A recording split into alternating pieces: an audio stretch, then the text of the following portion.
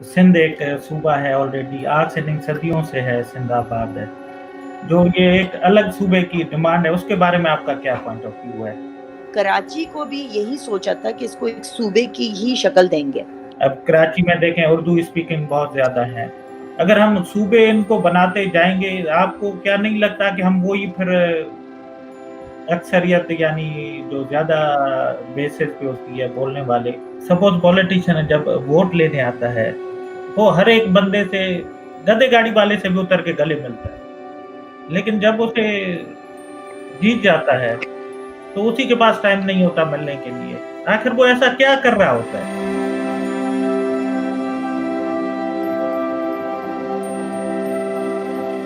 अस्सलाम वालेकुम दोस्तों, उम्मीद है आप सब लोग ठीक-ठाक होंगे।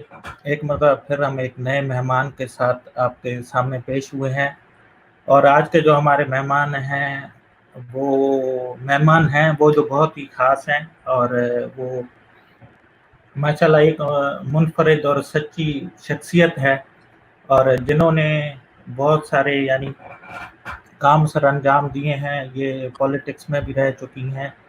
वक्त ज़ाया किए बगैर आइए उन्हें वेलकम करते हैं। आज की जो हमारी मेहमान हैं वो उनका नाम है इरम अजीम फारूक। अस्सलाम वालेकुम इरम। वालेकुम अस्सलाम जी, क्या हाल है? अल्हम्दुलिल्लाह ठीक ठाक, कैसी हैं आप? ऑल वेल, सब अल्लाह का शुक्र है, सब ठीक है जी। तो माशाल्लाह जैसे कि आपका एक शख्सियत है, प्रोफाइल है, सोशल मीडिया पे भी आप देख रहे हैं और पहले भी हम पाकिस्तान में देख चुके हैं आपको। तो आप किसी तारीफ़ की तो मोहताज नहीं हैं, लेकिन थोड़ा-सा अगर अपने बारे में बता दें हमारे नए सुनने वाले दोस्तों को और जो देख रहे हैं इस वक़्त। मैं क्या बताऊँ, बस मेरा नाम जी जो आपने कहा वही है। मैं एमपीए रह चुकी हूँ, लास्ट टेन्योर में एमक्यूएम को मैं रिप्रेजेंट करती थी और बस जो काम किए, सोशल वर्क बहुत ज़्यादा किया और पार्टी के अंदर भी काफ़ी साल मैंने गुजारे हैं और काफ़ी चीज़ें अच्छी भी देखी और बुरी भी देखी और I think I was the जब एमक्यूएम की हिस्ट्री लिखी जाएगी तो उसमें ये ज़रूर लिखा जाएगा कि कोई एक ऐसी औरत थी जो पार्टी के अंदर बड़ी उसकी लड़ाइयाँ होती थी और वो इसलिए लड़ाइयाँ होती थी क्योंकि वो जो थी वो बात सच कहती थी और वो सच्चाई जो थी वो बहुत कम लोगों को हज़म होती थी। तो जब अल्ताफ़ हुसैन ने पाकिस्तान को मुर्दाबाद कहा तो सबसे पहले जी मैंने ही उस पे आवाज़ उठाई और मुझे देखने के बाद फिर पार्टी भी खैर टूट गई और बहुत सारी चीज़ें होने लगी बाद में और मैंने कभी नहीं सोचा कि मैं किसी भी एमक्यूएम के किसी भी फैक्शन को ज्वाइन करूं। तो ये छोटी सी एक मेरी एक आपने कहा तो मैंने बोल दिया। बहुत अदरवाइज़ बहुत सारी और चीज़ें हैं जिस पे मैं फ़ख्र महसूस करती हूँ, पार्टी में रहते हुए भी और सोशल वर्क करते हुए भी। आप थोड़ा-सा इसके बारे में बताएँ, आप पॉलिटिक्स में किस तरह से आई? ये एक अजीब-सी कहानी है क्योंकि मेरा दूर-दूर से कोई पॉलिटिक्स से कोई ताल्लुक नहीं था। बिल्कुल। मैं छोटी थी तो आर्मी का बैकग्राउंड था, मेरा फ़ादर आर्मी में थे और हम लोग बहुत डिफरेंट एरियाज़ में रहे, पारा-चिनार और इस तरह के कोयटा और हैदराबाद इस तरह के एरियाज़ में रहे। तो कराची बिल्कुल जैसे कोई तकरीब होती थी तो तब आना-जाना होता था। लेकिन जब मैं बहुत छोटी थी, उसके बाद जब मेरे फ़ादर रिटायर हुए तो हम लोग आ गए। तो मैंने इवन दो कि मैं कॉलेज में भी पॉलिटिकल साइंस मेरे पास थी, लेकिन जो हालात थे बस हम सिर्फ थोड़ा पढ़ते थे बट कभी भी नहीं सोचा था कि पॉलिटिक्स में जाऊंगी। तो ये बस एक अचानक एक चीज़ हुई थी कि मैं अमेरिका से आई थी, शिफ्ट हुई थी और जो घर हमने लिया था उधर एक एमक्यूएम की एक काउंसलर रहती थी हमारे घर के ऊपर। तो वो बहुत तंग करती थी मुझे, बहुत बहुत परेशान करती थी और परेशान का आलम ये हुआ कि एक वक़्त आया कि जब हमने पुलिस बुलाई और लोगों ने हमें बड़ा डराया कि एमक्यूएम की है, इसके साथ पंगा मत लो, परेशान करेगी। लेकिन क्योंकि मेरे एक अंदर से एक नेचर ऐसा था कि मैं कभी किसी से डरती नहीं थी। अगर मैं कहती थी कि मैं सच हूँ, सच बोलती हूँ, तो फिर मुझे डरने की ज़रूरत नहीं है। तो मैं पुलिस स्टेशन अपनी ज़िंदगी में पहली दफ़ा गई और इनकी लेकिन एज़ यूजुअल आपको पता है कि वहाँ पुलिस भी इन्फ्लुएंस्ड होती है पॉलिटिकल एंटिटीज़ के साथ और वहाँ बड़े-बड़े लोगों के फ़ोन्स आने लगे اور اسی طریقے سے انہوں نے میری مدد نہیں کی، پولیس نے بس رفع دفع کر دیا، مجھے بھی ڈرا دیا کہ آپ کو بھی پرابلم ہوگی، کورٹ کیسز جانے پڑیں گے، اور آپ تو بہت اچھی فیملی سے لگتی ہیں، چھوڑیں اس کو، اس طرح کرا. لیکن میں سیٹسفائی نہیں تھی، اور پھر یہ مجھے تنگ کرتی رہی، اور پھر میں ان کے ایم کیو ایم کے جو نسرین جلیل ہیں ان کے پی اے نے مجھے بلایا، وہاں پہ میں نے شکایت کی. تو انہوں نے جب بلایا تو انہوں نے بہت اچھی طریقے سے کیس کو ڈیل کیا، اور انہوں نے مجھے کہا کہ ایسے ہی لوگ ہیں ہماری پارٹی میں جو ہمیں بدنام کرتے ہیں، اور آپ جیسے لوگ آتے نہیں ہیں سامنے، کیونکہ آپ لوگ ڈرتے ہو. اب آپ پہلی دفعہ آپ آئی ہیں اس طرح سے، تو ہم ضرور اس کو ڈانٹیں گے اور ہم اس کو ضرور وہ کریں گے، سمجھائیں گے. تو وہ آ گئی تھی، لیکن پھر انہوں نے مجھے کچھ ایونٹس پہ بلانا شروع کیا جو ڈیفینس کلفٹن کے ایونٹس تھے. میں نے بھی یہی سوچا کہ اس کو کاؤنٹر کرنے کے لیے اس عورت کو یہ بہتر ہے کہ میں بھی ضائع جاؤں، دیکھوں تو ہوتا کیا ہے وہاں پہ. ایک تجسس ہوتا ہے نا ہر انسان کو کہ جتنی بالکل آرگنائز پارٹی ہے. تو میں جانے آنے لگی وہاں، ایونٹس آرگنائز ہوتے تھے تو میں بیٹھتی تھی وہاں پر، لوگوں سے ملاقاتیں رہیں اور اچھے لوگ بھی ملے. پھر انہوں نے مجھے آفر کری کہ آپ کیونکہ سوشل ورک کرتی ہیں، میں اس زمانے میں جیلز میں کام کرتی تھی، اور جیل میں نے اسکول سیٹ اپ کیا ہوا تھا، تو میں بہت بچوں کے جو جیل تھا اس کے اندر جاتی تھی. تو صحیح ان لوگوں کو لگا کہ یہ اچھی فیملی بیک گراؤنڈ سے بھی ہے اور یہ سوشل ورک بھی اس کا ایکسپیرینس ہے، تو انہوں نے مجھے کہا کہ آپ ہماری ڈیفینس کی کمیٹی کو جوائن کریں. تو مجھے اچھے لگے، کوئی بینکر تھا، کوئی بزنس مین تھا، کوئی اچھی لیڈیز تھیں. تو میں نے سوچا کہ ٹھیک ہے میں ڈیفینس کی کرتی ہوں، میں نے وہاں جوائن کیا. پھر ایک کیس آیا تھا وائٹ کرولا کیس، وہاں بڑا مشہور ہوا تھا ڈیفینس میں. وہ ایک بالکل آدمی تھا جو کہ وگ وغیرہ لگا کے وہ ریپ کرتا تھا عورتوں کو.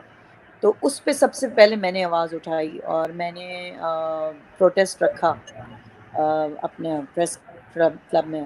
اور اس طرح ذرا میری جو شناخت ہے وہ، بیکاز میں نے یہ نہیں سوچا تھا کہ میں پالیٹکس میں آ جاؤں گی، میں تو سوشل ورک تب بھی کر رہی تھی.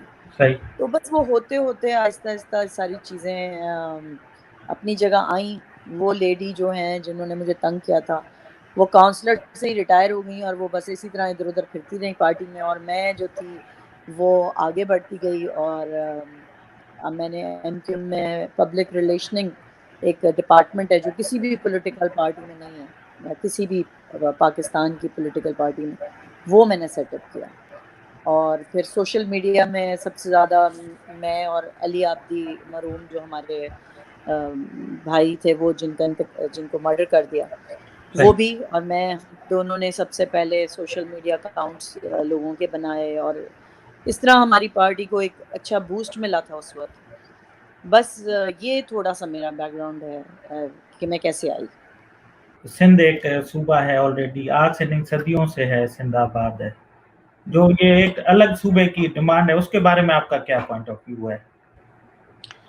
دیکھیں، یہ پوائنٹ آف ویو جو ہوتا ہے نا، جب آپ پہلی بات ہے ہم سب لوگوں نے پاکستان بنایا، ٹھیک ہے، ہم اپنا سمجھتے ہیں اپنے ملک کو، اور ہم اس کے لیے اچھائیاں سمجھتے ہیں، اس کی اچھائیوں کو آگے لانا چاہتے ہیں. ہم چاہتے ہیں اس میں پیس ہو، ہارمنی ہو، سب مل جل کے رہیں، سب پیار محبت بانٹیں. اب جب پاکستان بنا تو اس کے 4 صوبے تھے، لیکن کانسٹیٹیوشن جب ہمارا پہلا بنا اس میں بہت سارے صوبوں کی بات تھی. یہ اگر آپ نے کانسٹیٹیوشن پڑھا ہوگا تو اس میں بالکل کلیئر کٹ یہ بات لکھا ہوا ہے کہ کانسٹیٹیوشن میں صوبے بننے ہیں آگے جا کے. اور کراچی کو بھی یہی سوچا تھا کہ اس کو ایک صوبے کی ہی شکل دیں گے، کیونکہ یہاں پہ دیکھیں صوبے کس طرح بنتے ہیں. ایک تو آپ کے جو ویورز ہیں جو آپ سنیں، وہ صوبے پاپولیشن کے اس پہ بنتے ہیں. جب زیادہ پاپولیشن ہونے لگتی ہے تو صوبے بنتے ہیں. جب ہم پنجاب کی بات کرتے ہیں صوبوں کی، تو ساری پولیٹیکل پارٹیز بات کرتے ہیں، کیونکہ پنجاب میں ان کو جو ان کے اختیارات ہیں وہ ان کو اس طریقے سے نہیں مل رہے جو ان کو ملنے چاہیے. تو اسی طریقے سے اگر اچھے دل سے سوچیں، دیکھیں ایک تو طریقہ ہوتا ہے نا، ہمارے جو لیڈرز کا طریقہ ہی نہیں ہے سمجھانے کا لوگوں کو کہ وجہ کیا ہے صوبے بننے کی.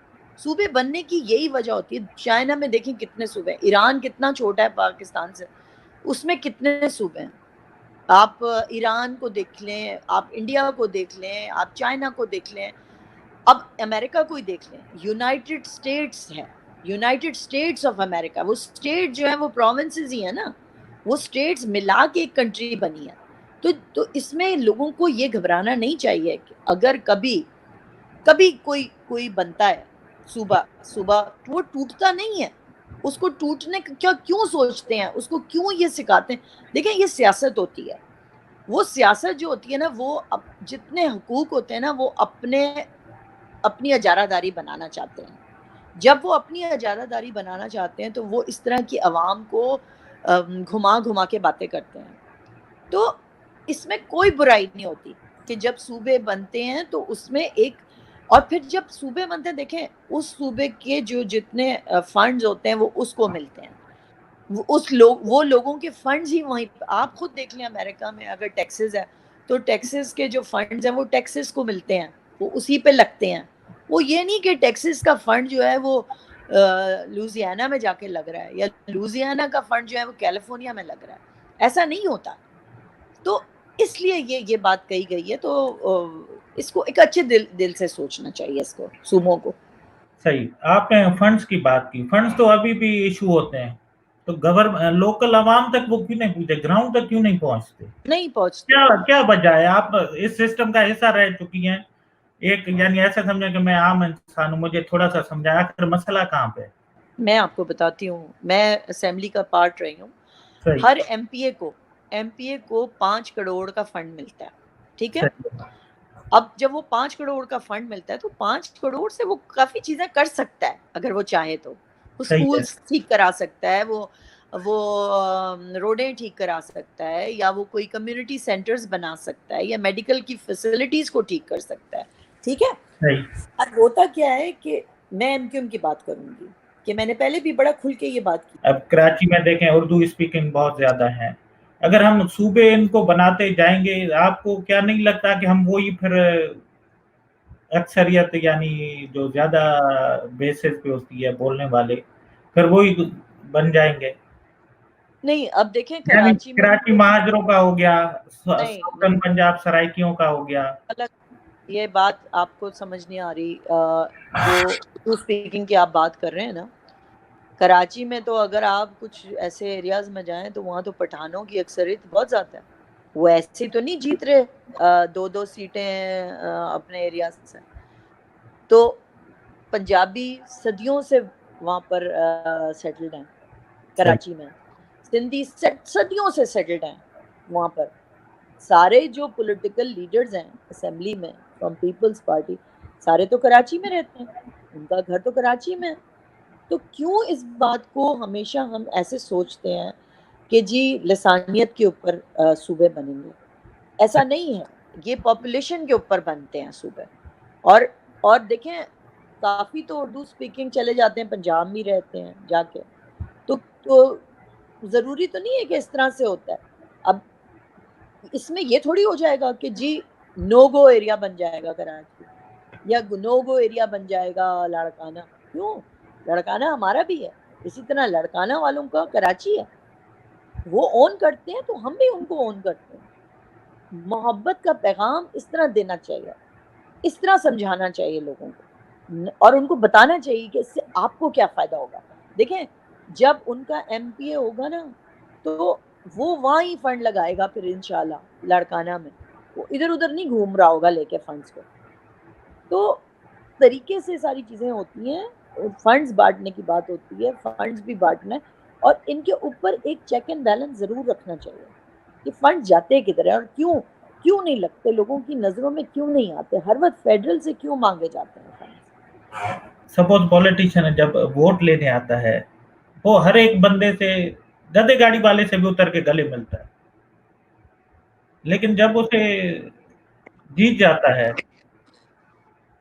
تو اسی کے پاس ٹائم نہیں ہوتا ملنے کے لیے. آخر وہ ایسا کیا کر رہا ہوتا ہے؟